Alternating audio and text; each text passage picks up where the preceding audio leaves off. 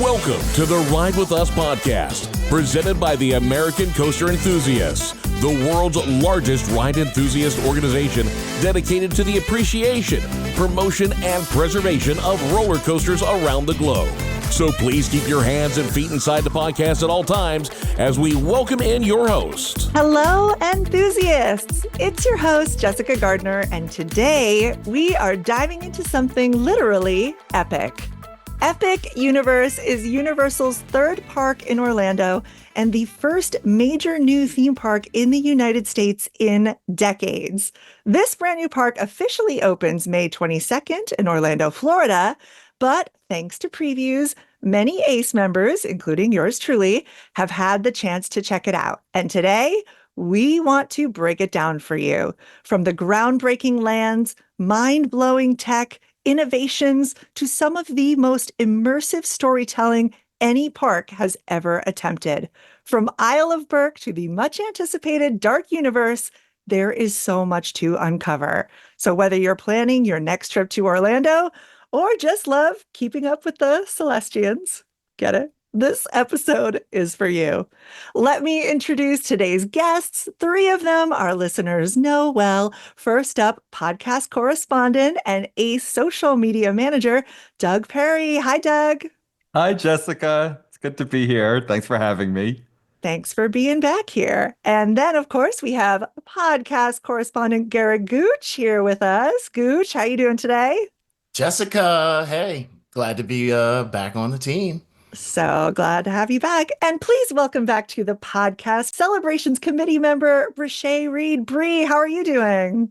I'm doing well. Thank you for having me again. Thanks for being back with us. This is your third time on the podcast. Hey, such a good friend to the podcast team. Thank you for showing up for us. And please welcome for the first time on the podcast, ACE member Gregory Golub. Gregory, how are you doing? I'm doing absolutely fantastic. It's a wonderful time to be on the podcast. Well, we need to get to know you a little bit more since we've never had you on here. So tell everybody where you're from. Where do you live now?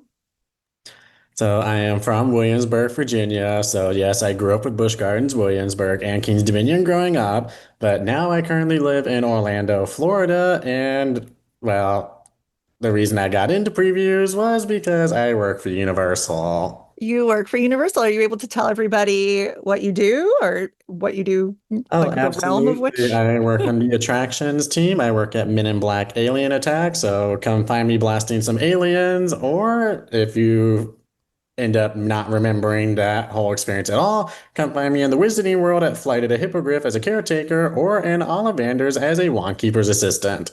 That's awesome. I love that. And I'm so excited to have your perspective on the podcast today as well. Of course, we should say that Gregory does not speak for Universal, for the company, or for any part of that. So it's just his own opinions, but we're so happy to have you here. And Gregory, how long have you been an ACE member? I actually joined back in 2022, if I remember correctly. If not 2022, 2023. But my first ACE event was actually CoasterCon at Dollywood and Carowinds. Yeah, that's where we met, I think, right? Is that where we met? Yeah, the Big Bear Mountain Station, I think, is where that was, actually. Oh, that's right. I met you the same time that I met Sam Cooper. So Mid-Course Blues, Sam Cooper. And what got you into roller coasters and theme parks in the first place, Gregory? Well, you can thank my parents for that one. My first roller coaster was the Big Bad Wolf. No, not the new one, the original. If I remember correctly, at the time it had a 42-inch height requirement. I was 5 years old when I got to ride it. So my first roller coaster has, an 88-foot plunge toward a river that swings. And ever since then, I've just kind of been in love with roller coasters.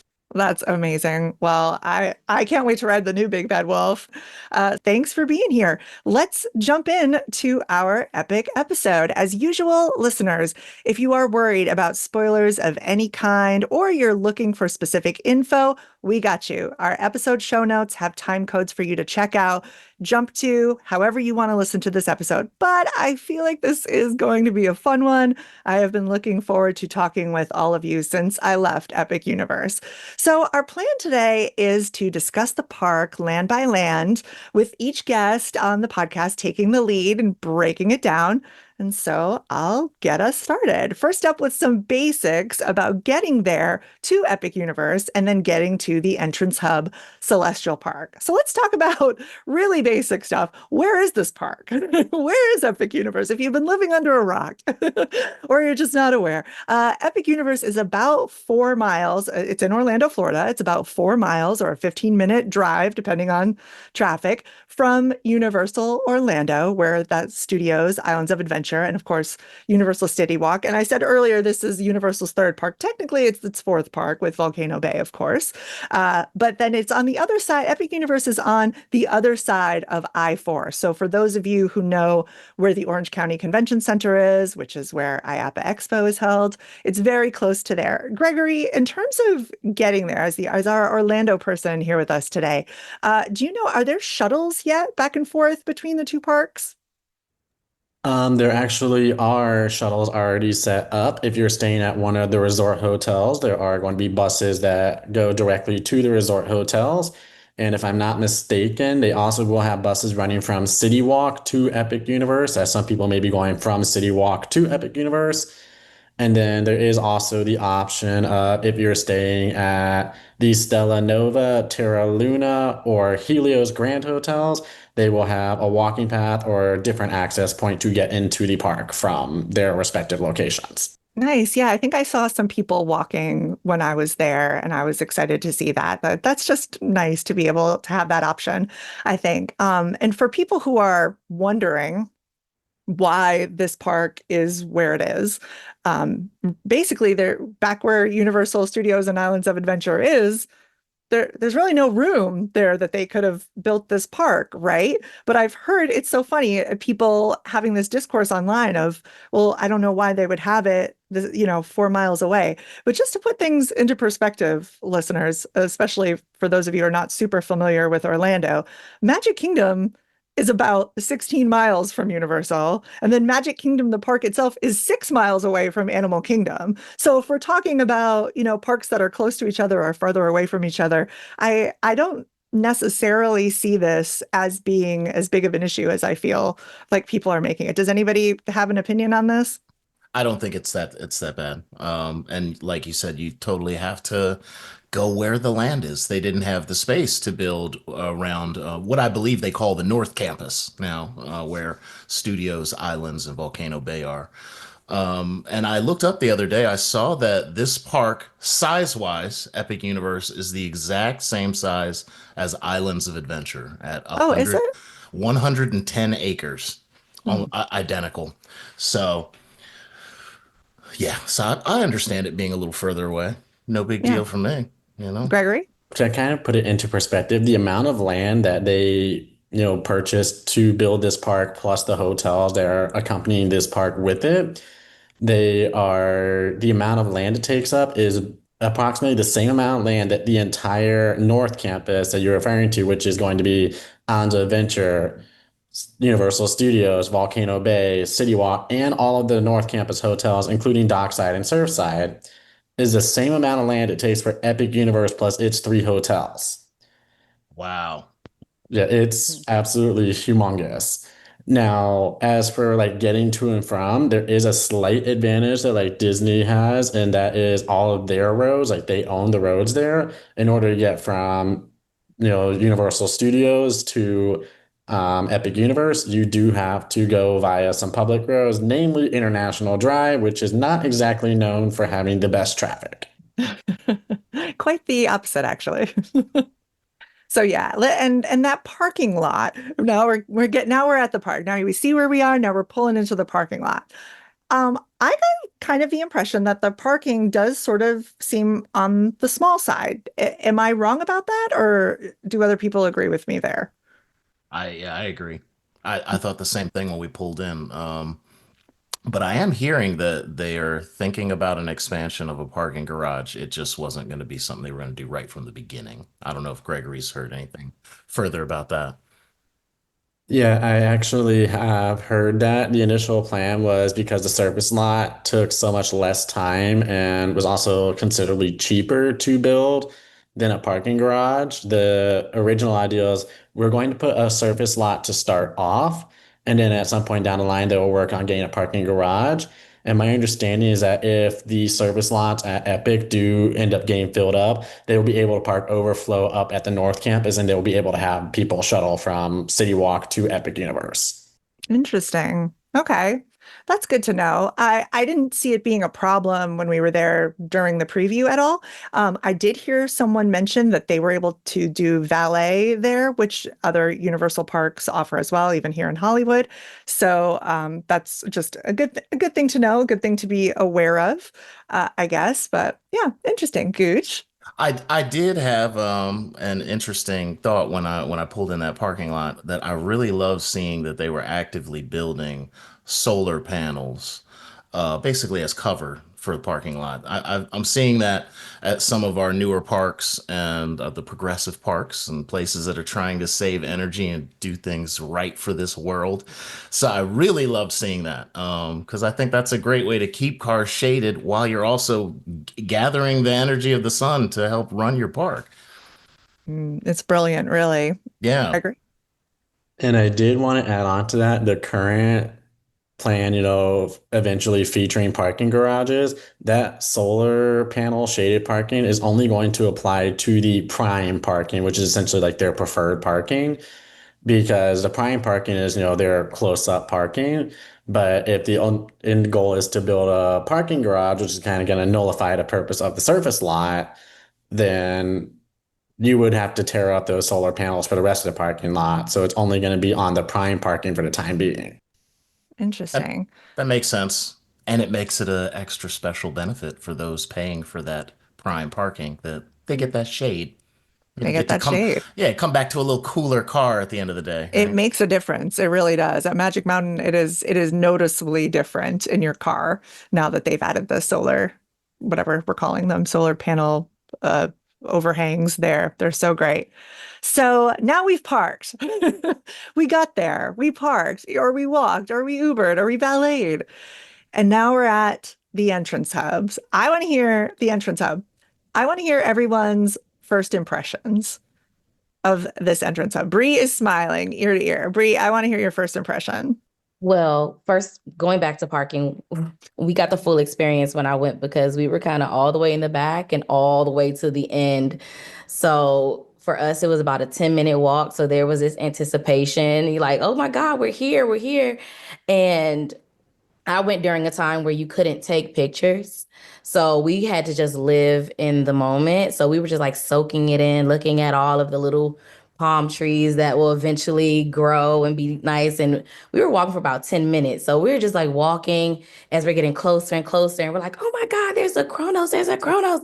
And they took, they scanned our team members, whatever he had, and let it scanned our faces, and then they let us in, and then it was just like, oh my God, we're here, like it's real. We've been seeing these videos, we've been seeing these pictures, we've been seeing the construction updates, and then to finally just be there and see just how intricate the entrance gate is and the details on it, and that the preview of the worlds that you will be exploring. It was just very, very magical.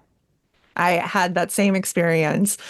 Listeners, you start by at the entrance hub, and once you've scanned and gone through ticketing, you start by walking through the Kronos. Now, part of the lore of the Kronos is that it's a mysterious mechanism with origins unknown, even to the Celestians, which of course are the people of Celestial Park, the residents of the park.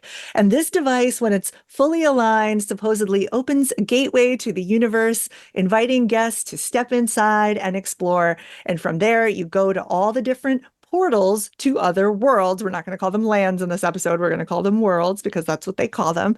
And we will get into all of those worlds. But fun fact that I learned when I was in Orlando. I've been waiting to tell Doug Perry this, although, watch, you're going to totally already know this. Ready? Does anyone know who made the Chronos? Who made it? Like a person or a company? What company made the Chronos? Do you know without looking it up? Gregory, do you know? I do, but I wonder if this is gonna surprise people. I remember I you have mentioning this and then waiting to tell me, and you said you were going to tell me on the podcast. I have Because been told that I can know and I can tell people. Zamperla did the Chronos. Isn't that cool? Big That's very okay, cool. surprise. Zamperla. Yes, Perla. Big I mean, surprise. They should keep doing those. Right? I think they're neat. I guess for whatever reason, they're not really allowed to advertise that they did it, but it is an okay thing to know, and it is certainly a Zamperla product. And so I'm excited about that. Gregory, is that what did you know that? yes, I did actually know that because one of my friends that works at the park was like, "Hey, so did you know?" And I was like, that does make a lot of sense when you think about it because that kind of like mechanism very much is kind of Hmm. like a Zamperla vibe with how it's like rotating around at all times. But I can see why they aren't necessarily able to like advertise it is because it's not technically like an attraction or a ride like they usually make. It's more of like an art piece, so to speak. So that may be why it's not technically being advertised, but it's still a really cool feature, in fact, to know. I love it. I think that they're so cool looking. I didn't totally understand, I think, from the videos before I fully saw it.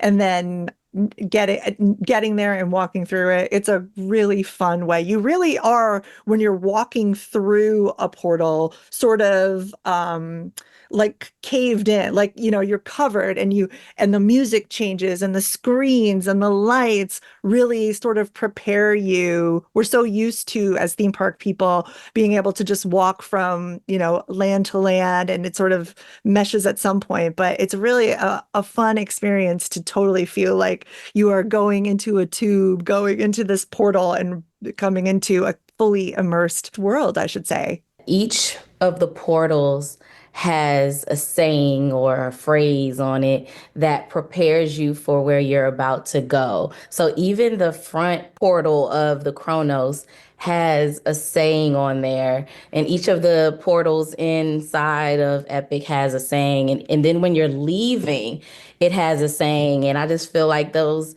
just really prepare your mind for what you're about to go into. It's letting you know right now you're about to experience something different. So it sets you up visually, like you said, audibly with the music. And it just, they did a really good job. They did such a So good job. when you enter, and correct me if I'm wrong, but when you enter the Chronos, it says, "Beyond this gate are gardens green and epic worlds to fill your dreams," I believe. So it's already letting you know, like, leave all that other stuff that's going on in your life behind, because now you're about to enter a whole nother space. Yeah, truly, truly. It's I love the words there. Whoever designed that, uh, our hats off to you for sure. And I think you're going to hear that a lot in this episode, listeners, are us praising everybody who worked on this park. And there's actually one really neat thing. Now, during the daytime, you can't really see this, but at nighttime, each of the portals, including the Chronos, has a spotlight on it. And at night, if you look up into the sky, you'll actually see that all of those spotlights meet in a singular point, meaning it creates, a whole, no pun intended, universe. It's perfect. It's perfect. It's beautiful. It's well thought out. And I just love it. It is meticulously designed, I would say, this park. And we're going to start with Celestial Park, like I said, because that's where we're starting. So Celestial Park has 26 individual gardens in it. 26, I looked this up, and each of them has unique theming and plants. There's Apollo, the god of the sun, passing the torch to Luna, the god of the moon. But beyond the gorgeous design, there's also all of the things that as theme park guests we can expect. That's where you'll find guest services. It's where you'll find lockers. So let's talk about the lockers right now. Might as well get that out of the way before we get to all the fun stuff. Daily locker rentals are available right when you walk in to your left. They have two sizes, small and large. And then of course, if you want to take, and I'm sure we'll get into this further, but there are lockers at some of the attractions that you are not able to bring your bag on, but many of them you can bring your bag on. But the free lockers are truly incredible. They use facial recognition to help you find to check into a locker and to check out of a locker. The lockers themselves are big enough. We put in, I think, 2 lounge flies. So if that gives you, or 1 big backpack would fit in them simply. So that's what a lovely thing for them to offer for free there too. Gotta love that. First aid is at the front. There's also, it's like right next to the Kronos. There's also another first aid station right to the left of the Wizarding World Ministry of Magic. There's also a family care center. They've got rental services. So if you're looking for your strollers, your wheelchairs, your ECVs, you can rent them in this area of Epic Universe just left of the Kronos. Lost and found service animal relief areas. There's actually 2 of those for those who are worried about that. So we got all of that out of the way. The vibe of Celestial Park is gardens and stars and the gods, and it's gorgeous. Gooch? I was gonna ask you guys, when you visited, was there a greeter out in front of the Kronos, at the front of the park gate? Because we had an extremely enthusiastic greeter.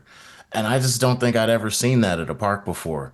The gentleman was out there with just big smiles and he's just shouting, "Everybody, welcome to Epic. It's time to have an epic day." And people were smiling and like high-fiving him. And he was showing them information. "What do you guys need information? Yeah, you can go right over here." And it was just so nice to have a greeter experience at the front of the park. I don't think I've ever seen that before. I know, I've seen it at Disney. I remember like old school days of Disney seeing it. Gregory, did you see a greeter? I'm not sure if I saw one when you and I went. However, I definitely did see them in other visits when I went, and they were just on top. Like you could feel the energy they were giving off. They're like, Yeah. "You are not ready for what you are about to experience. This is going to blow your mind." And if they had any questions, they were able to help you out. Most of the time, the only answers they did not have were usually show times because at the time, because this was still technical rehearsals, the show times were subject to change and were not guaranteed to happen. But because the Universal app is a lovely thing, you were able to see that in that app. So it was kind of like a learning curve for them, but they still were able to provide an absolutely stunning experience despite, being in this preview period where not everything is up to full speed yet. And yeah, I will say too, outside on my one of my visits when I was staying at the hotel and I walked over, it was so completely well organized. They were directing you instead of just being a big clump before early entry of everyone coming in from the parking lot and everything. They had several team members directing you and forming lines. There was less anxiety and stress about getting into the park. And once you enter the park, just know that you are now a traveler. So you will be referred to as a traveler. Welcome, travelers. Hope you have a good day, travelers. That is who you are now to further immerse you into the world you're going to experience. I am a traveler. They're right. We're all travelers here on this planet, on this universe. Everybody's laughing, but they're muted. I swear, listeners, they're laughing. Here you go. Trust me, I very much am. But you have to remember, it's not World Traveler because that's the wrong park. Oh, right. Yeah. What park is that? That would be Epcot. Yes, World Showcase yes, Travelers. yes. So, regarding breaking down every land, we're going to lead our discussion sort of in this order. We're going to talk about walking in, which we just did, then the attractions, which I know everybody's probably the most excited hearing about, then entertainment and characters, then the dining and drinking options from the nicest table service restaurants to quick serve, and then shopping and specialty merch and any other fun facts about the land. So that brings me to finally getting to talk on our podcast about Stardust Racers. We're going right in. We're going in. Stardust Racers, the one true thrill coaster of the park, is in Celestial Park. You can't miss it really when you walk in. It's a mock ride, dueling launch coaster. There is the green track, which is more intense, and then the yellow track with speeds of up to 62 miles per hour, heights of up to 133 feet on a 5,000-foot track. It's an intergalactic theme where you're supposed to feel like you're a comet and you're racing, or two comets racing through the sky, dueling through the sky, crossing over each other in celestial spins, which of course the comet feeling is helped by the lighting, which at night the trains are lit up, not the track. And so the track almost looks non-existent, and at night you just see these two beautiful comets soaring through the sky, lights. There's onboard audio. It's truly dueling. In fact, during our ride, one of the trains seemed to speed up during the launch to make sure that it matched, especially in the second half. And fun fact about this coaster, flux capacitor from Back to the Future on the back of the trains, as one of the many nods that this park has to their other park and defunct rides and experiences and things like that. Stardust Racers, 10 out of 10. Let's hear it. I got to hear from everybody. We're the American Coaster Enthusiasts, and this is the one I think I've been looking forward to. I absolutely, ride itself, I thought was phenomenal. We sat in the front row, glorious airtime, loved the dueling, thought it was thrilling, beautiful to look at. I want to hear, Gooch, you're up. What are your thoughts on Stardust Racers? Oh man, I loved it. I have gotten an opportunity, so I went for two team member previews to Epic, so I got to go 2 different days. My second visit, the park hours were 1 p.m. to 10 p.m. It was the first day that the park was open that late. So I got to see those beautiful trains at night, like you said, very much. And I'm sure we'll go more in depth on that. That's this whole park, which just looks wonderful at night. It's so beautifully designed with the lighting. But man, Stardust Racers, I was already a mock fanboy. Those of you who've been following this podcast know I'm always shouting out mock rides. My favorite ride in the world is the Ride to Happiness. Voltron Nevera is almost right behind it. And I think they knocked it out of the park again. When you give this company a budget and time, they can deliver just incredible thrills. It duels every single time. When both trains are running, Right. it duels. Like there is no, I know you're used to Magic Mountain where, Twisted Colossus. Sometimes it duels, sometimes it doesn't. This one, every single time. So you get the visual thrill of having another train constantly interacting with you, whether it's going over you, under you, diving over you. Sometimes the train's upside down above you. Sometimes you're upside down above another train. But I loved it. It was full of ejector airtime. I mean, this is mostly an airtime driven ride. It only has one inversion on each side, but the airtime is really strong. So if you haven't experienced mock ejector, it's very powerful, but also makes you feel very safe and secure with the over the shoulder lap restraints, very comfortable seating.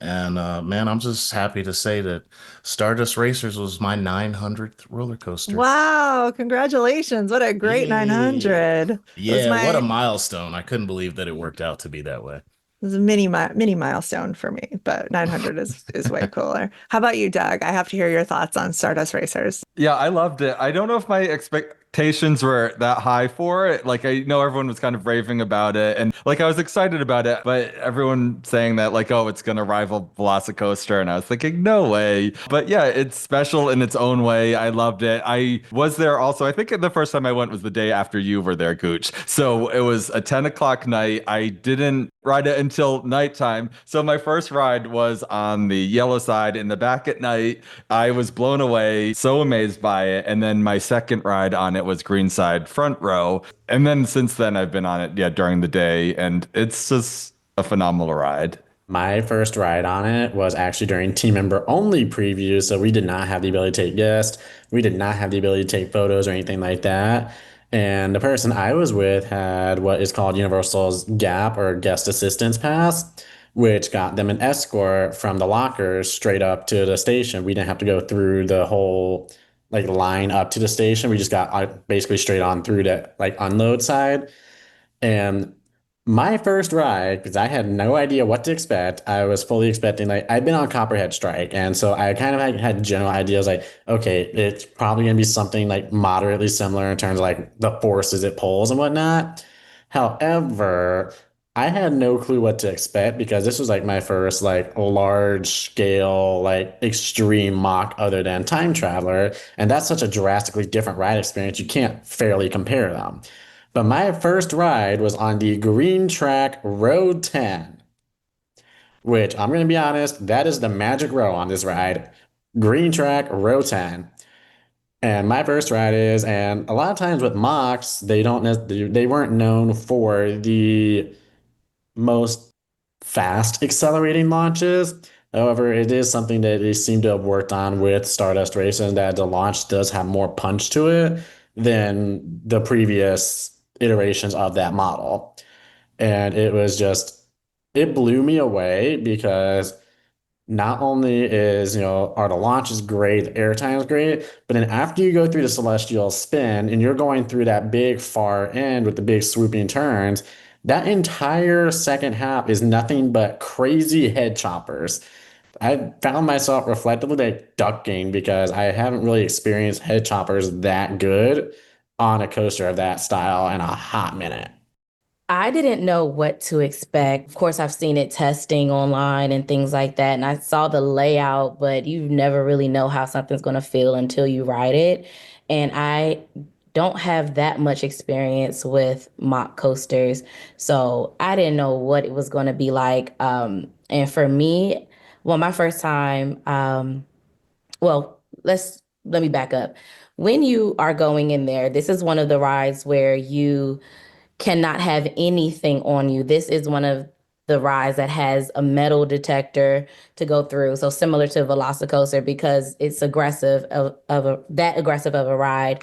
So you have the lockers that you can use, that you have to use for your belongings, and they actually scan your face instead of taking like your ticket, like the other lockers at other Universal parks. So that was very convenient. So you don't have to worry about your ticket in your pocket. If you don't have any pockets, like where am I going to stick it? Or do they have to give you a temporary one So because nice. you've been using your phone for because it's 2025, you're using your phone and not a paper ticket. So all of that, has been handled with the new way that the lockers are set up and the face recognition.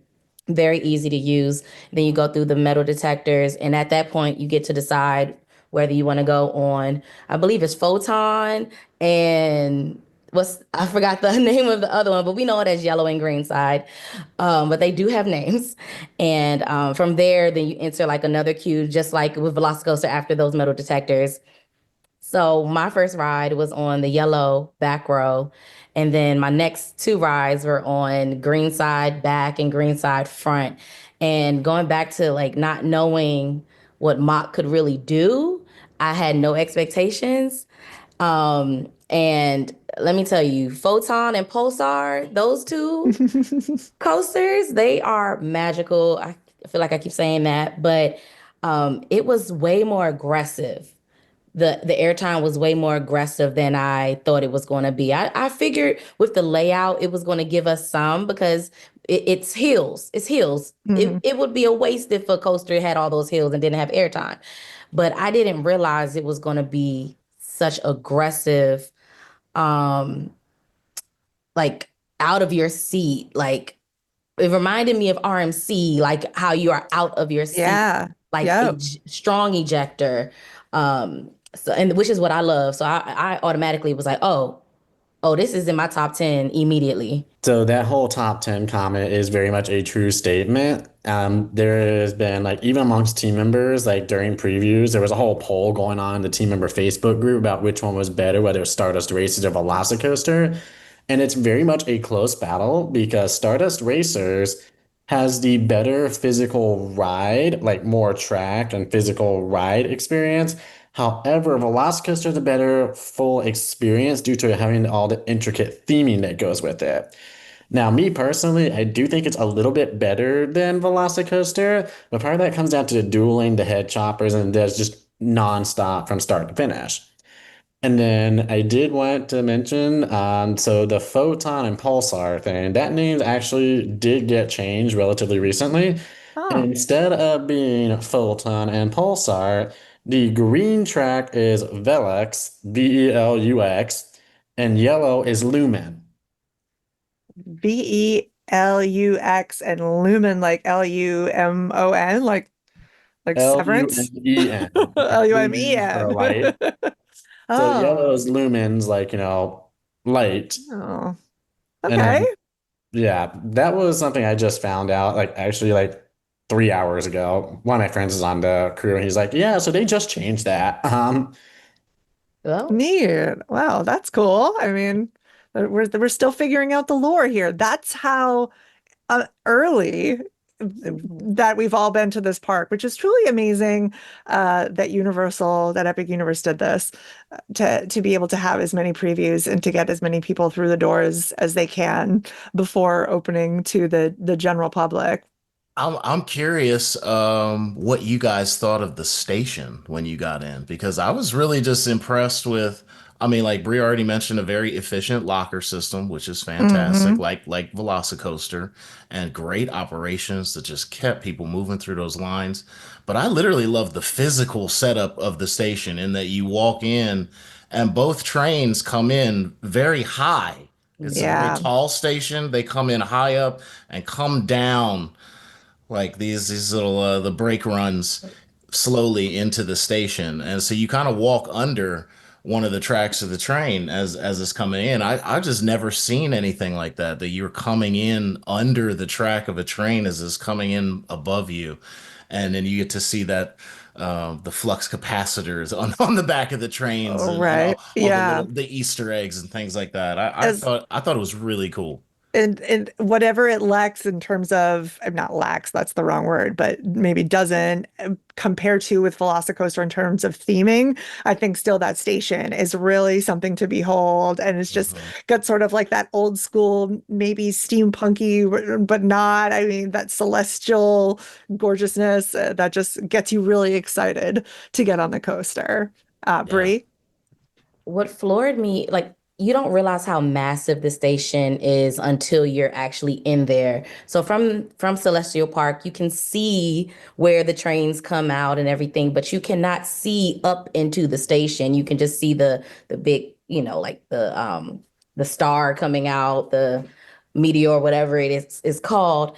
But once you turn that corner from the queue after you go to the metal detectors and you make that right and you see how vast and how massive the station is, how high it is, and it looks out into open air. It's not a closed-in station, so it fits so well with the space thing. Like, I haven't been able to see it at night, so I imagine it is even more incredible at night. But just even in the daytime, it was a sight to behold. But so to add on to the like stylization, I was kind of getting almost like an Art Deco kind of vibe, if that makes sense, Mm, in terms of how it's presented. But like in the station, you've got these things that are supposed to like look like the comets in the station, and at night it looks even better because they're lit up and they usually have a purple and like teal trail going along them, and there's like four of them in the station. It just looks really neat. But one thing that's actually really neat about the Stardust Racer station is that it has one big difference that Velocicoaster does not have, and that is a separate unload and load station, mm. Ah, which right. drastically speeds up their ability to load and unload because you don't have to worry about waiting for people to get off and loading at the same time. That unload can be done independently, which is partly how Stardust Racers can run up to four trains on each side, meaning there could be up to 8 trains in operation at a time. Now, realistically, it's probably going to be 3 at a time on each track, so they always have a backup if they need it. But that is a way for them to keep it moving and why the line is able to move so quickly on that. Because I think when we waited, we had to wait downstairs one time on the ride, and it was posted at like 25 minutes, but that was with like the full upstairs, going through lockers and part of like the switchbacks. So Wow. I think it kind of gives you an idea of how high capacity of an attraction that is. It's the highest I capacity attraction at the park, right? Sounds right. That sounds right. Yeah, yeah. And I was gonna say that another thing that no one will ever see, but I've heard because I have friends. I have a friend who works on Stardust Racers, and I was told that, typically when they have a transfer track for trains, it's kind of like off to the side, and the track will slide over to the side, and it'll go into a separate garage or something. At Stardust Racers, I hear that the trains go under the track, that it literally takes them and then brings them down below the track into this garage that's beneath. So I mean that station house is very high tech and very well thought out, and beautifully designed and executed. I look forward to the future ACE event where we'll be able to To explore see all that, sides of right? Stardust Racers, just putting that out into the epic universe, just putting that Hmm. out there. You can't hear us, but we're all laughing again. Oh, good. Thanks, Doug. So one thing I do appreciate about Stardust and some other rides that we'll get to, but there's a mist element. When they are crossing each other in the front, the mist feels so good. Think of Hulk and how you go through the mist. Like there is a mist element there when you're crossing over, and in the hot Florida sun, after waiting and all that, and you're already feeling the thrill, and to have that just extra little burst of cool, it adds to the experience very well. And it's not the only ride that does that. And Bree, at night, that mist is really well lit with colorful lights. So it becomes a visual and a sensory experience when you're going through that mist. It's so cool. Speaking of the whole visual spectacle thing, while the trains themselves are a spectacle, when you're actually in line for the attraction down in the switchbacks before you go to the lockers, there are like little dome areas in there, and the lights in there actually sync up to when the trains are passing by. So when the trains pass by that particular part of the line, the lights on the trains are red. So the lights inside the queue will also flip red while the train is passing by. And then once that train has passed by, the lights will then change back to their previous set color, which I think is usually either white or I think teal, depending on whichever one they have on at the time. They thought of everything. It's just They so thought good. of everything. I thought the Velocicoaster sign going red when it was about to launch, I thought that was great. Like, but it's like everything that they have done before, they found a way to push the limit again. Push the limit, innovate, and again, hats off to Universal. Seriously, the intricacies, it's absolutely gorgeous. And I can't wait to ride it again and again and again and again. And I'm just so happy to talk about it with other people. Jess, I just wanted to comment on yeah, you mentioned that the green side is a more intense side. Now I just want to comment on that because it's not super noticeable. I don't want people to come into this thinking like one is a thrill side and the other's like a family Sure. side. They're both very, very thrilling. My friend who does work on the ride said that they know it's more intense, even if you can't feel the difference because they did accelerometer testing on the trains. And so the green side came back ever so slightly higher, a little bit more intense on some of the elements. So I wouldn't be worried if anyone's going in like, oh, we better not do green because it's too intense. They're both very similar, and I personally I couldn't really feel a big difference between them. There were a couple elements that I thought maybe hit just a little bit harder, but I'm curious, did you guys have a favorite side, whether it was the green or the yellow track? Jessica, you didn't get to ride both, is I that didn't right? get to ride yellow, Okay. Okay. Doug, but did I you get love both? green. Yeah, I rode both.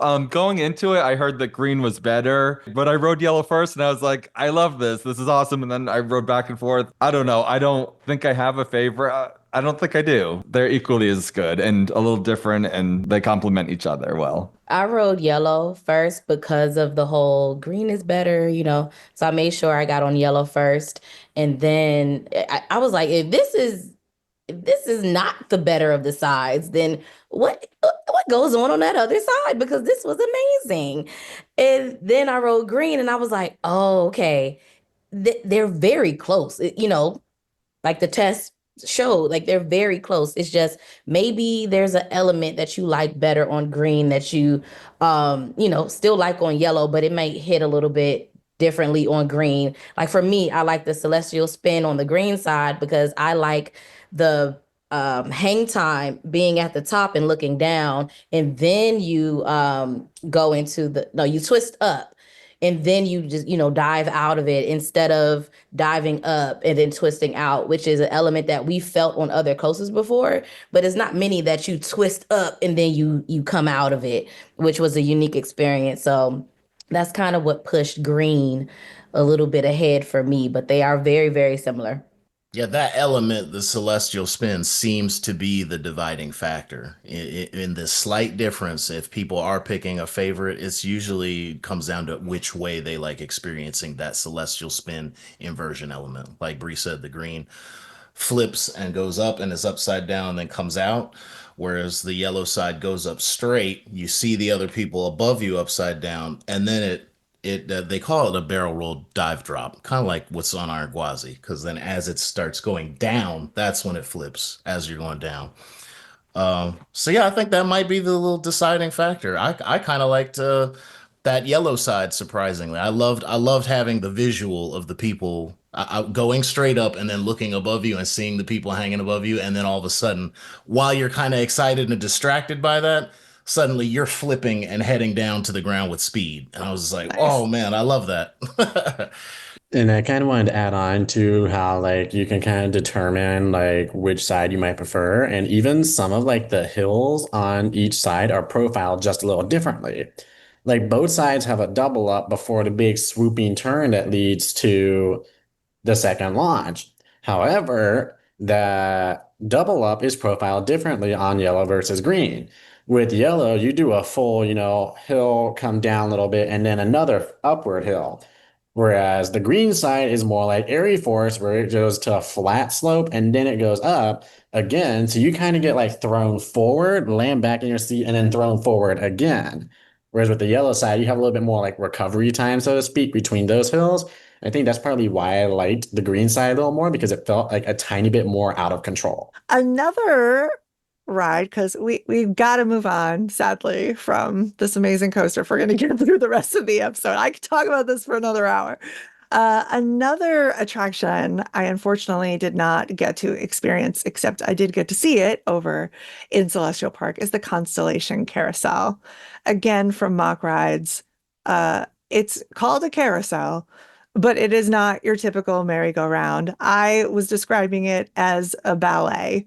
It features these different celestial creatures like lions, dragons, peacocks, rotating 360 degrees, lifting riders gently up 6 feet into the air, adding this extra excitement to the ride. It was imaginative. It was one of the most incredible carousels I've ever seen. It has 7 different music cycles. It's absolutely stunning at night, to the point where I'm telling people to pause and go on it at night, which was what I was going to do. And then I missed it because it closed down, sadly. So I've got to get back on the Constellation Carousel. But even just watching it, it was absolutely, absolutely beautiful. Anyone have anything they want to add about the Constellation Carousel, Gregory? Is this carousel like going into the park? I knew that I wanted to do the carousel because looking at the carousel, this was just a very different carousel. It's not the traditional one where you're just going around in one circle and you're just going like up and down, the one pole and such. There's one big turntable that the whole thing rotates on, and then multiple of the animals are on smaller turntables, and those turntables rotate independently, plus your animals rotate as well. Now, for those of you that might get like motion sickness or dizziness, this really does not move that fast that I don't think you'd have to worry about motion sickness on this. And even then, if you are concerned, there are still a few animals that are positioned on just the main turntable so that you only have the 1 or the 2 rotations to worry about as opposed to the 3. And like you said, 7 different soundtracks, but that also means 7 different ride cycles. Each soundtrack has a unique ride cycle to go along with it. So you could have one go on one time, and then you can get another one on another one. I actually asked about this one time because when I rode one time, they were having issues with some of their soundtracks not wanting to play the proper cycle with it. Like when they would start the ride, it would not start moving. So they had soundtracks that were out of commission. And when that happens, they can actually manually select which soundtrack plays. But normally, if all seven are in operation, it just runs on a random cycle and it's just whatever plays when it starts. So just one of those little neat things. So it's also worth trying to ride more than once because you can get a different ride experience on each ride. And to add to that, I didn't ride the carousel, but I did watch it.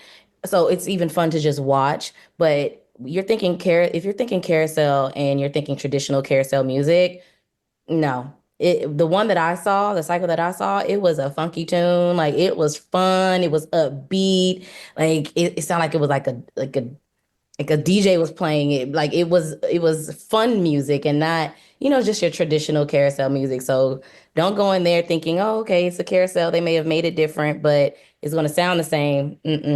Not at all. Yeah, there's some that sound like a record going backwards, and then you start going backwards. It's like definitely one of my favorite attractions at that park. I was blown away by it. Yeah, and I was telling you I marathoned it one time. It's just I couldn't get off. It was just you kept watching it. It's fun, like you said, and then riding it. Every time basically is different. Highly recommend.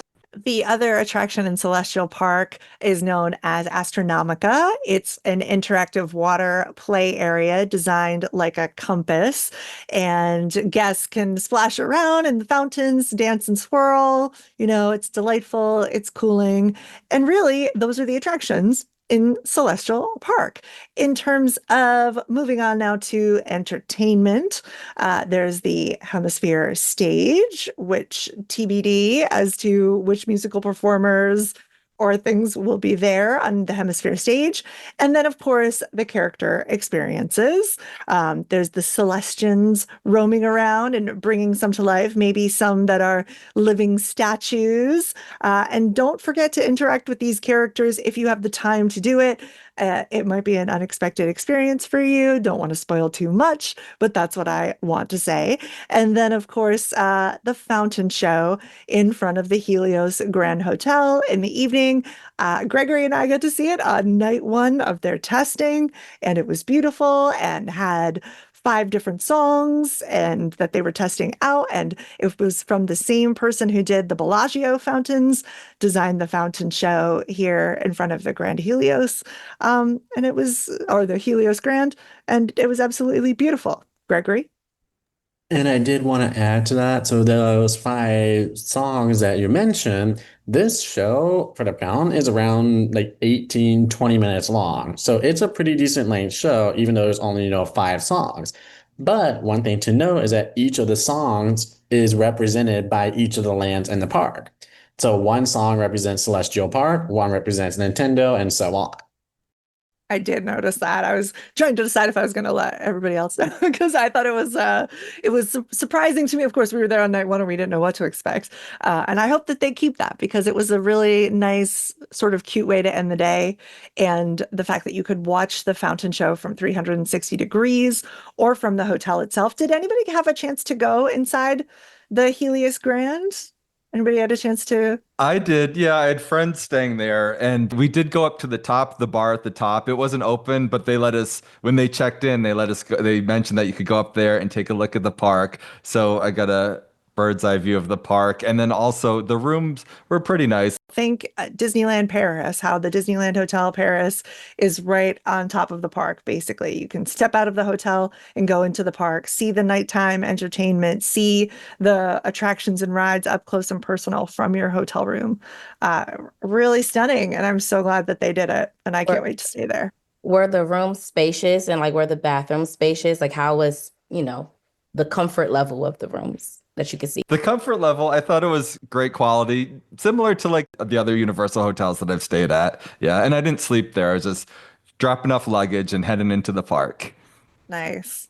In terms of dining over in Celestial Park, there is one of the most talked about full service dining experiences that I've heard from a theme park in a long time, which is Atlantic. Atlantic is a surf and turf restaurant within a Victorian style aquarium setting. Yes, that is what this is.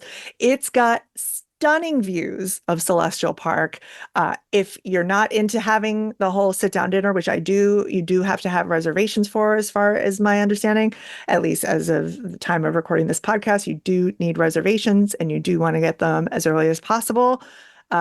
If you do not have reservations, you can still stop at the Aquaria bar and get a delicious drink. It's almost as if this restaurant is like an undersea culinary fantasy. I did not get to eat here, but I had a friend who did, and who showed me all of her pictures and of her food and everything, and just said that it was top notch, top of the line. The glass walls inside with starfish dwelling and the illuminated fish swimming above you, seafood, steaks, cocktails. Looks like just a really beautiful restaurant inside a theme park. And what do we think about this? I love the idea of, like, another high-end restaurant, Victoria and Albert's, these type of high-end experiences in theme parks for anybody who thinks that theme parks is just hot dogs and pretzels. Anybody agree with me on that?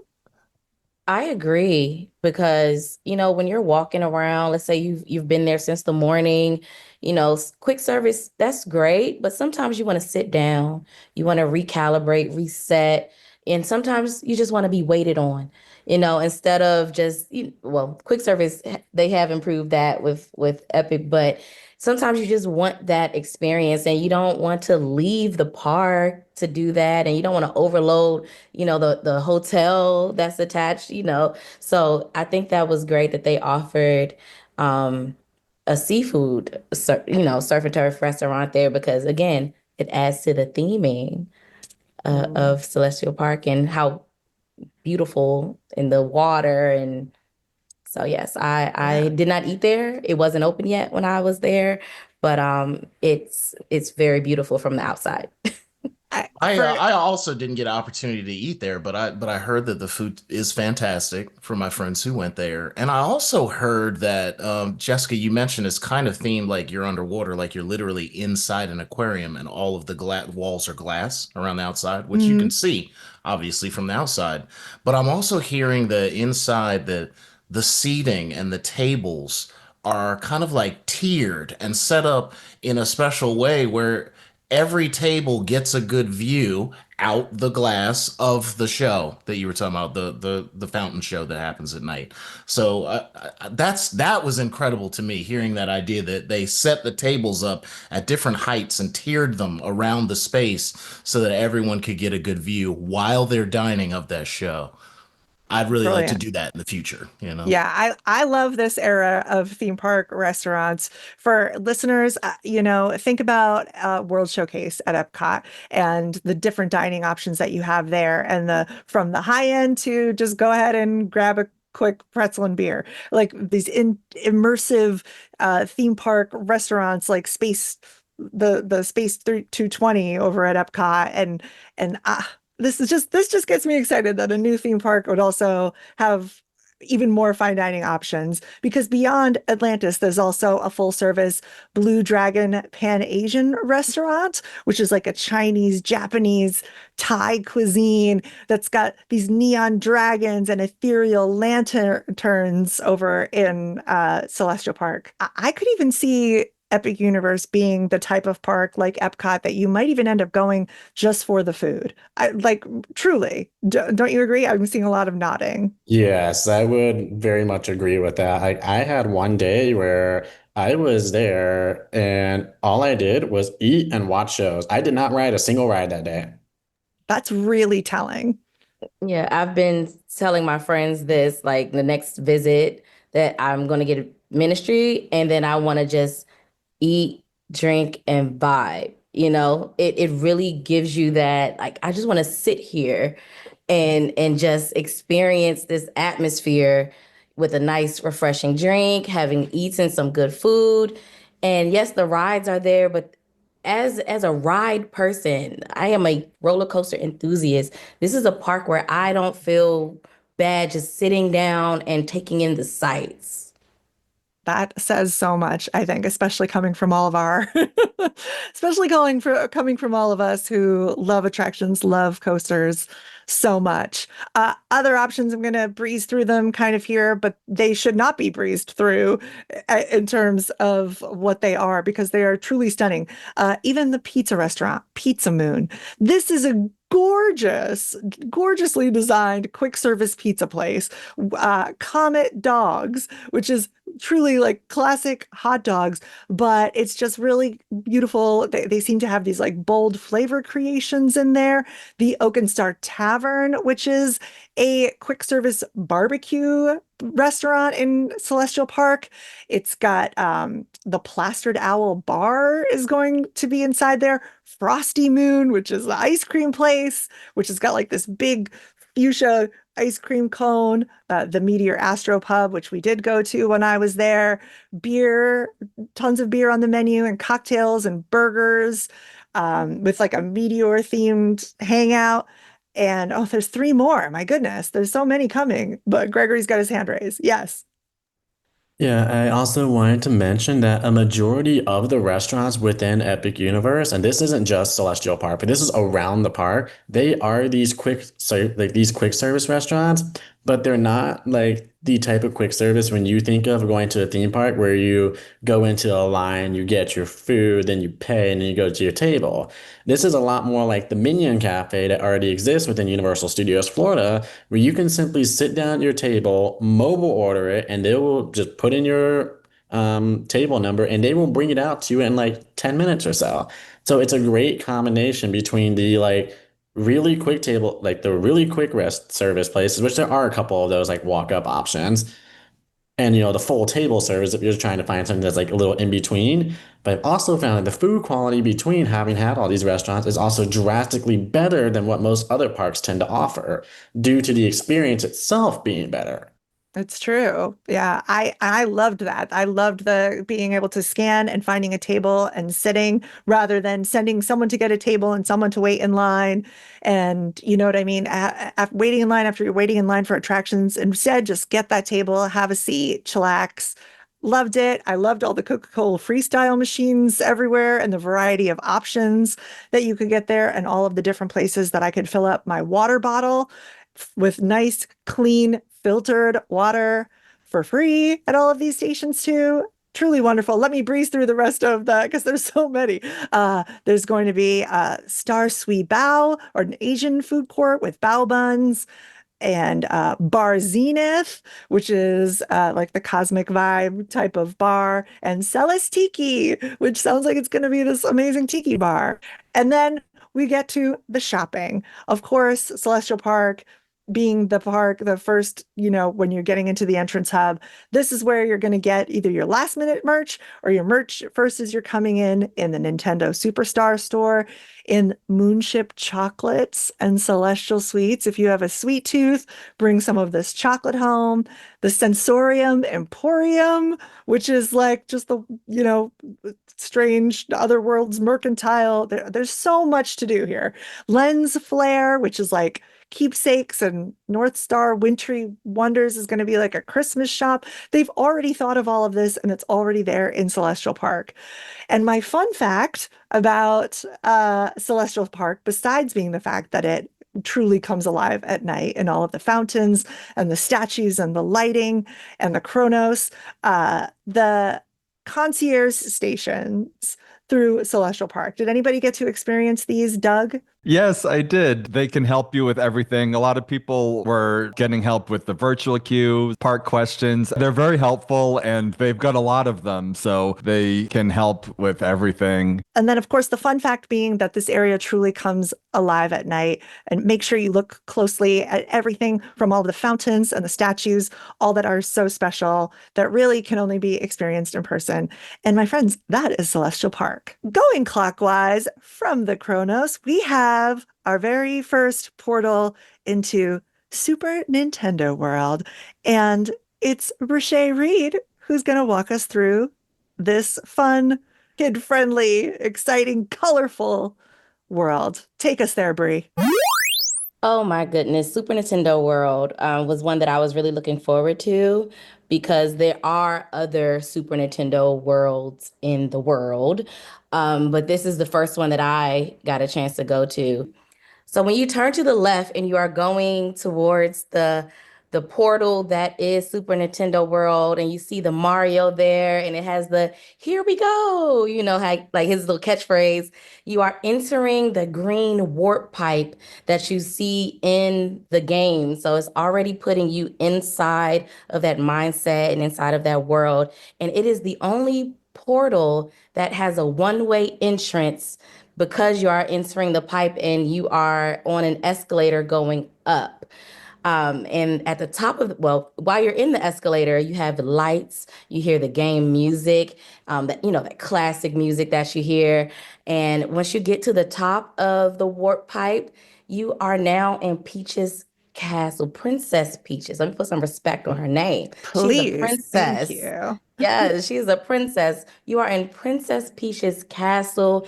It is just full of color. It's so vibrant. And as you're walking forward and walking through, there's this grand reveal of the whole world in front of you. And there's just movement, there is color, there is sound. It can be kind of overstimulating once you first like enter and see it because there's just so much. And like I said before, I hadn't been to the other one, so I didn't know what to expect. Pictures do not do it justice at all when you enter that world. Also, to note, because you went up the escalator, this is a world that has two levels. That's different from the other one. So make sure you have on your comfortable shoes. There is an elevator that you can, utilize if you need that assistance. But just be mindful of that when you're walking through the land, that there are steps to get to the multiple levels. To me, I was very impressed with the theming. Like I said, everything is moving, everything is lit, there's music everywhere. And the sight lines. One thing about Epic that I love is once you're inside of a world, you really do forget about the other worlds that are in there because you can't see them. And entering into Super Mario World, you really can't even see into Donkey Kong. Like that's still another, you know, surprise element as you're walking through that land. So I was very impressed with how they set up that visual. The detail in this park, I can't state it enough. Like down to the coins, they have the traditional gold blocks. They have the characters, they have the background visuals of the green hills. They don't even let you just see into the sky. Like they have the background of the green hills that you see when you are playing the game. And the best way to get the full experience of Super Mario World is to get a power band. Because that is what you can link to your account on the app, where you can gain points and you can play the key challenges. The key challenges are little areas around the world where you might have to, do a little puzzle or something like that, and you get a key. You get 3 keys and you can enter Bowser Jr.'s challenge.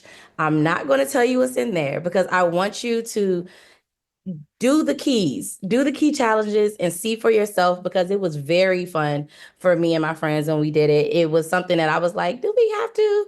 But I did it and I was like, oh, everyone has to do this.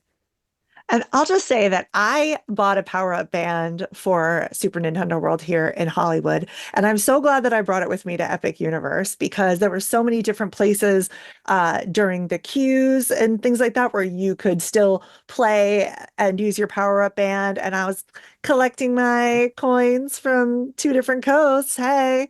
So that was really fun to do. I have my Princess Peach ones. And of course, you can get them in multiple different characters and they sell them. I think they're still about like in the 40-ish dollar range, 50 for the fancier ones or the limited edition ones. So if you're going there for a one-time thing, I don't know that you would necessarily, you know what I mean? Like you're not going to be going back to the park anytime soon.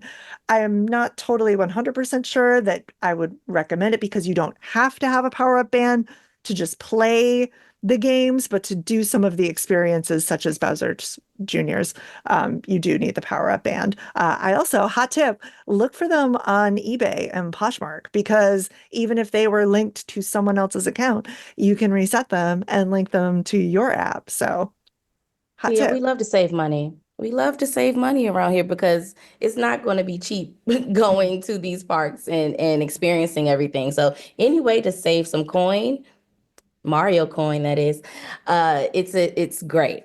Thank you for that, Jessica.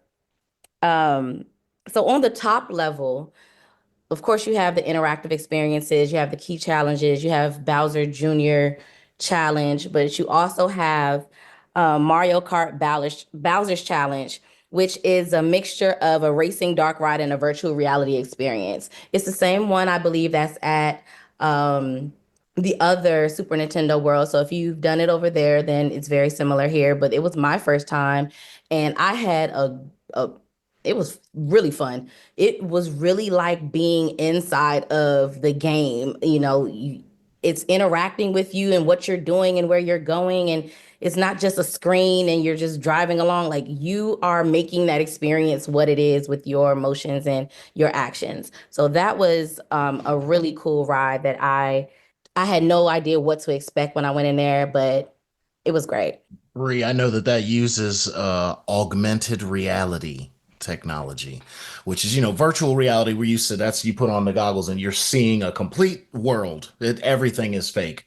Augmented reality is where you can see your actual surroundings, but other Right, things are projected in front of you. So right. that's the technology they use to bring you into Mario Kart racing, and where you can shoot shells and see other characters going in Mm-hmm. front of you and all that kind of stuff. I thought that was a great use of a new emerging technology. It is the same attraction beat for beat as the one in Hollywood. The queue is different because, again, they were able to have this, they didn't have to fit it into a tiny soundstage in Hollywood. They had a little bit more room to grow, room to work. So Yeah. that's what's different. And like Jessica mentioned earlier, when you're in the queue, keep an eye out for those ways to gain more points and coins for your band. And it's a headset. So if you have never seen it, never done it, you do put on a headset to experience the augmented reality. So now we're going to go downstairs. If I haven't missed anything upstairs, let me know. But we're going to go downstairs to Yoshi's Adventure, which is an interactive, I've heard it be described as like a people mover type of ride because it's slow. It's not high thrill. It is just for you to it gives you the best views besides walking into the park. It gives you the best views of the park because you're moving around, but there's a little twist to it. There's a game attached to it. And I'm going to let you figure out and experience that game. I don't want to spoil too much because I didn't know, unless it's already been spoiled. I because I didn't know what to expect going in there. And it was really fun to do that little game and not just sit there, because when you're looking at the ride in the vehicle, you just think people are just moving around on the track. It's a little bit more than that. It's more interactive. It's something that the kids will enjoy, you will enjoy. This is a family world right here. You can spend all day when you have little ones, even if you don't, you can literally spend all day in this world just tinkering with things and having fun. So Yoshi's Adventure was a nice change of pace type of ride in a park for me, at least. Like I said, it was great for all ages. And when you're riding around, there is a vantage point where you can see the monkey at the top of Donkey Kong. Like, that's like the only place where you can really see into Donkey Kong is like when you are riding around Yoshi's, and there's like a intentional cutout in the background that lines perfectly up with the Donkey Kong background in the back. So keep a lookout for that when you're on that ride. So also that when you're downstairs, you get out of Yoshi, you're going to walk more towards the back of that land, and you are going to enter the Donkey Kong section. And in that section, you have, all the way to the back Minecart Madness. And this is a roller coaster. It is, if not identical, it is very similar to the one that is in Universal Japan. It is the coaster that you may have seen the videos where it has the illusion of jumping the track. It's a 4-seat car. It it was very fun. It was very fun. Again, because I hadn't been to any of the other parks, I had no idea what to expect. It's my first time being on a roller coaster with this ride type of system. And I'll start with the queue. We walk through very quickly. So if anyone wants to chime in about the queue itself, please do. But once you get up to where you get on the ride, it is a conveyor belt, kind of like Hagrid's. It does not stop. So though this has low capacity, I would say ride this first thing if you can. If you are trying to get your credits, ride this first. But it does keep moving. It keeps moving, but the cars are 4 at a time. You do not need any lockers for this ride. You can bring your bag onto this roller coaster, which I was pleasantly surprised about because getting lockers, one, it takes time away. It's kind of inconvenient and a hassle. So for them to create this ride and make it more convenient, especially for families, moms, dads, parents who have, bags for their little ones, and you have to wrangle the little ones plus bags. It just makes it easier and it helps the line go by quicker. What did you think about the visual effect, both off-ride and on-ride, of it actually jumping the little sections of track? What did you think about that?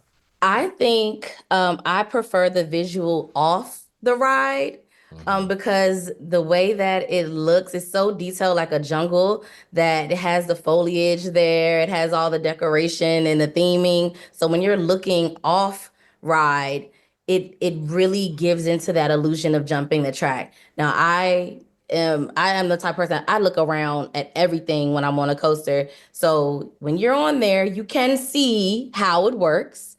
And for me, that kind of took it out, but took me out of the experience of jumping the track because I can see how it works. But that doesn't take away from like the ride. So for me, like to look at it from the walkway, that's where it really like does its thing as the illusion of jumping the track. Yeah, I thought it looked really cool off-ride as well. And just like you said, if you're a typical person will probably get on and not see that effect, it'll still work. But because we're curious coaster people, right? We're looking all around and we trying to see under the track and on the other sides, and because it's a really smart idea that the actual track is below what they show you the track looks like. So you're rolling on a solid track the whole time, but there's sections that it looks like there's no track and you're just hopping it, and just a little magic. Yeah, and even I, maybe you two did or didn't fall into this, but it tricked my brain, like riding along. Like it made you think you're going one way and then you went the other way. The illusion, I fell into it for sure. And I loved the music. It was just so happy, fun riding it. And in the queue, there's animatronics and interactive things with your power-up band. So yeah, everything about it was just so fun. Put a smile on my face. Donkey Kong Country itself and that whole IP is really fun and lively and great for kids. I think that this coaster is going to be a huge hit with kids. It definitely sort of has. I was sort of comparing it. I mean, it's called Minecart Madness, and it sort of feels like a minecart. And I am a little surprised at a choice that I think it's a choice that it's a little bit bumpy. If it's not a choice, and that's something that kids will be fine with, and that we adults can just decide how we feel about it. That was maybe listen. the next thing I spoke about was the feeling of the ride and like the elephant in the room of, we probably all heard things, conversations with other people like, oh, it's rough. It's not rough. To me, it's not rough. If anything, it felt intentional for it to ride that way because you are in a mine cart. I thought that they meant for it to ride that way, but when I spoke to people who rode the version in Japan, they said that one was smoother. So who knows? Maybe they said that one's smooth, but it's taking away from the immersion of a mine cart and this wild, out of control ride experience. So let's make this one feel a little bit more out of control.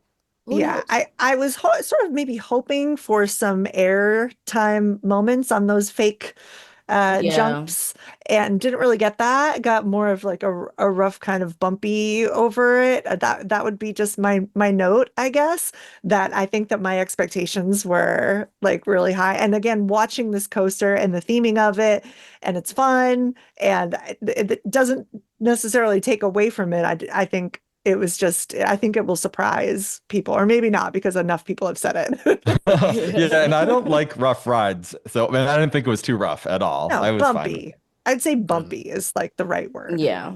Little It doesn't bumps here feel and like there. it doesn't feel like a brand new roller coaster, I guess. Right, right. And like Bree said, it does fit the theming. It is supposed to be a Sure. wild, out of control minecart ride, you know. And like Doug said, there's certain parts where you're seeing a track ahead of you, but actually you take off and you dive in a different direction. So kind of Mm-hmm. throw you to the side, or so it's a wild ride, and it's a lot of fun. And I'm looking forward to seeing what they can do with this ride system. I've been wanting this ride system since I was a child and saw Indiana Jones and the Temple of Doom. There's a Yeah. whole minecart sequence where it jumps the track a couple times. I was like, man, if they could do that on a roller coaster, it'd be Oh. incredible. So who I knows? like that idea. I like that Yeah. idea. Disney, take notes. Take some notes for when you redo the coaster at Disneyland Paris. I'm just saying they could. Right, They right, could. Now, right. Maybe if you're I listening, get sort of like vibes of maybe like if you like the Matterhorn, like that kind of bumpy level. You know what I mean? Not necessarily. I don't know. That's where I was at with it. But That's a decide good for yourself. comparison. Decide for yourself if you're someone who exactly. is sensitive to that sort of thing. I wouldn't again call it rough, more just bumpy. Yeah, it's just not smooth all the time, but it's not unenjoyable Yeah, at th- all. there it is. Right. And if you're Uh, on that technology and a 200-foot roller coaster, maybe it might be a little less right. enjoyable, but I agree. So getting off of that ride and walking back towards the main Super Nintendo world, there are a couple things that you do pass. One is a little challenge, which is the drums. Did any of you all play the drums to get the Yeah, I rhinoceros did. out? That was So funny. I wasn't brave enough to do it. I didn't want to embarrass myself. But others in my team, not my team, but others in my group, they played the drums, and at first they could not get the rhythm. They could not get it in. That rhinoceros was not popping out. But eventually they got on rhythm, and they were able to uh, complete the task at hand. And it was so fun, and I could just envision again lots of families and just people of all ages finding their fun in this area and doing something once, but then going back and doing it again. A lot of these activities are so repeatable. You want to do them again. Just because you did it once doesn't mean that you're done forever. It's like, oh, I want to go play the drums again. That was fun, you know. So that was the Donkey Kong country area as far as rides are concerned, and we're still on the bottom level. Okay, so now we're going to move into talking about some of the entertainment and the characters. You can kind of classify the activities as entertainment, but more so, I'm going to speak about the characters. And I don't know if you all have seen this little toad bouncing around that land. And I think Toad is the cutest little thing. And he's just so little and just like literally bouncing around. So you have those video and interaction and picture opportunities. And they also have Mario, Luigi, Princess Peach, and Donkey Kong. As far as I know, there aren't any shows. Now, I'm not sure if anything like, if they do a little 1-2 or, whatever, but mostly just characters that you're able to interact with and take pictures with while you're in that land. Now, if they had shows, it might really be overload. Like that's a lot going on in that area. And in Super Nintendo World, you have Toadstool Cafe, which is on the bottom level, next to kind of Yoshi's Adventure. And it is a quick service restaurant. There isn't like a, sit down place here. Mm-mm. You want to move in this one. Um, Again, like we already mentioned, you download the app, you you scan the QR code, you order your food, they bring it to you. They have burgers, they have a big old meatball dish. So they have a lot of food that is themed in itself to the world, which was really cool to see. And then another little area going back into Donkey Kong Country, you have a refreshment stand called the Bubbly Barrel. So if you want to get another refresher, I believe this is where everyone is getting their big Donkey Kong barrel drink with like the Ice cream and the yes, cone and whatever yeah, that is. all of that big delicious treat. That's where they're getting it from. So definitely check that out when you're in the Donkey Kong section as well. Now, as far as shopping or specialty merch, there are two places where you can buy merch in this world, which would be back in Donkey Kong. There is an open air market called Funky's Flying By, which is operated by Funky Kong. Now, I never really played Donkey Kong, so I'm not familiar. So if any of y'all know who Funky Kong is, please chime in and let us know. Okay, go and Google who Funky Kong is because that's who owns and operates that little merchant shop. It looks like an airplane. Yeah. Funky? You said Funky Kong? Funky All right. Kong. All right. Funky It- Kong. Funky Kong. It's called Funky's Fly and Buy. You fly by in there because it's an open market, grab what you need, buy it, and you go. It's not like a closed-in shop. So y'all find out who Funky Kong is and tell me. He's got like a little bandana like wrapped around his head, Him. a little rag situation. He's got a He's the little cool one. he's got some muscles popping out of his little white Little tank top. Okay, he got the sunglasses cut off on. jean Right. shorts. I Yeah. mean, He looked like he I- would ride a motorcycle. he's like the Florida version of Donkey Kong. Yeah, that's why he's Funky Kong. This is totally a guy you would see. Yeah, he's got the wraparound sunglasses. So yeah, he's a friend of Donkey Kong. He's in Donkey Kong country. Okay, go ahead, Funky Kong. He's a business owner. He has his own little shop. I like him. Entrepreneur. Donkey Kong's tearing things up, and Funky Kong's rebuilding. Exactly. Yin and yang. So besides Funky's his shop, we have the One Up Factory, which is the gift shop closer to the exit. Now, the exit is on the lower level of the world because remember, we've gone downstairs to the bottom level, and now we're going to exit through there. But before you exit, make sure you stop in to One Up Factory's gift shop before you exit to see what merch they have at the time that you're looking to take home with you. And I know that it's the same system that if you're staying at a hotel, they will deliver it to your hotel if you're staying on property with Universal. Some tips or advice, again, don't skip Bowser Jr.'s challenge. Please don't skip it. Do the keys challenge, please, because I'm telling you, you're going to have a good time in there, especially if you're with a group of friends. It is something that a group of friends will have. It might be one of the highlights of your day if you get to do that. Maybe you'll never do it again, but you won't regret taking the time to do it. Again, as coaster enthusiasts, and we want to get our credits, get Donkey Kong out the way as fast as you can because it is the lowest capacity of the coasters in the park. It's a very active world, all in all. So pace yourself. Like I said, you could spend all day in there if you wanted to. So remember your time, like your time management, because there's so much that you can do in here. So watch how long you spend in here because you can lose track of time, which is great because you're having fun and you're immersed, but you don't want to spend all your time there if you have a goal of hitting other rides and portals while you're there. And this, because it's in the front and it's one of the first portals, it might become very crowded. It's very big, but it might become crowded. So also like take note of what time you go in there, and the crowd levels, because this is for families, it's for adults, it's for teenagers.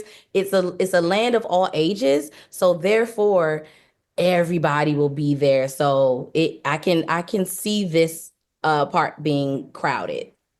Same. I was actually wondering, it's a conversation I've sort of been having with a couple of my other friends, of wondering what's going to be the attraction that everybody rope drops. I think there are so many that could be the answer to that question. I think if your advice for going to Minecart is 100% my advice as well. I think that that's a great tip, but I have to wonder if people are going to be running towards Monsters Unchained or Ministry, or if they're going to run over to Isle of Burke. Does anybody have it's absolutely definitely going to be this? Because I don't. I would say Monsters Unchained seemed really popular. Like if you look at the wait times, like in the morning, everyone goes there, and then that kind of eases up later in the day. Yeah, I think it varies based on what your most popular, your favorite thing is. Like you said, I think there's definitely one thing in each land that we could suggest as like, if you're gonna go to this world first, this is the first thing you should go get done. And Bree's definitely right that in the Super Nintendo world, you want to go to get Minecart Madness, because like she said, it is low capacity, and they've had a little trouble with it, keeping it up all day. So it's better to get that out of the way. And when you're staying in one of the Universal property resorts, you do get early entry. So that is a plus, again, for staying on site. And you can choose where you want to rope drop. I say rope drop Donkey Kong before anyone else, but if Monsters is your thing, or if you want to rope drop Battle, I definitely understand rope dropping Battle, especially if you're staying at Helios Grand, because that entrance is closest to Ministry of Magic. So I can definitely see those patrons going to Battle. So I guess it depends on which entrance you come in through, where you may actually end up going first. That's a good point. And for early entry for the hotels, they have had Super Nintendo World and Stardust Racers for the attractions that were open. So that was my experience with Super Nintendo World. And you don't exit out of the warp pipe, but you do exit out the world and you go back into Celestial Park to start a new adventure. And while we're here, of course, we are going clockwise, but I think that this is a really good place to mention that that's not something that you have to do. Unlike something, I keep throwing it over to Epcot World Showcase because it's also a park that's in a circle, but there are many parks that are like this. You don't have to just stay in that circle around the lake. You are able to cross over the center of Celestial Park. So while it might seem like Super Nintendo World and Isle of Burke or Ministry of Magic are far away from each other, they're really just crossing right over. This park is so accessible. It's so easy to get around. It's so manageable. I was really impressed by all of it. But for us, for today, we will be going to the left. Do you feel kind of a chill? Is there something kind of clouding over you? Do you feel like maybe something is ahead of you? You're not quite sure. Well, your senses do not deceive you. You are walking towards Dark Universe. And Mr. Gooch is going to take us there. Oh, yeah. Welcome to Dark Universe. Well, enthusiasts, if you haven't already figured it out, we did a real deep dive here and decided to split it up into 2 epic episodes. So we will be back in part 2, covering Dark Universe, the Wizarding World of Harry Potter, the Ministry of Magic, Isle of Burke, and our final thoughts and advice on Epic Universe. See you over in part 2. Thanks for listening. We hope you get to ride a coaster today.